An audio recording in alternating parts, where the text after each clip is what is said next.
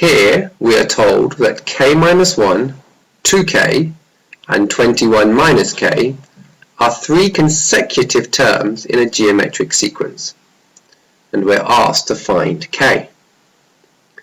Now recall that for any geometric sequence, r is equal to u2 divided by u1, which is the same as u3 divided by u2, which is the same as u4 divided by u3, which is the same as un divided by un minus 1.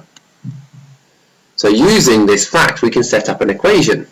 Our equation is, when we divide the second term, 2k, by the first term, k minus 1, we must get the same result as when we divide the third term by the second term. Both of these are equal to r, but that doesn't actually matter. All that matters here is that we've managed to set up an equation that we can solve. And now that we have this equation, we can solve it to find k. So rearranging this equation, multiplying through by the denominators, we're going to get 2k multiplied by 2k equals 21 minus k multiplied by k minus 1. Expanding out all these brackets, we get 4k squared equals, and expanding this, we're going to get minus k squared.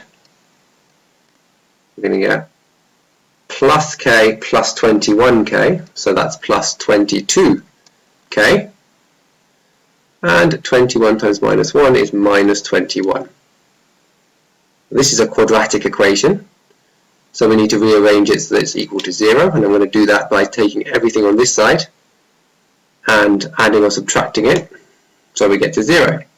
So add k squared gives us 5k squareds, subtract 22k, and add 21 gives us that quadratic.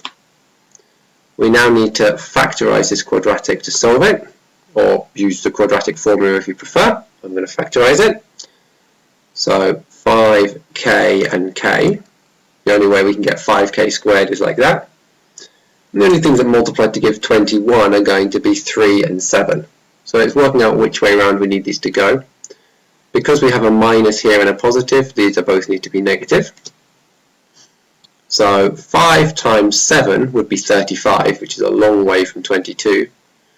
5 times 3 is 15, and then taking 7 from that gets us to the minus 22.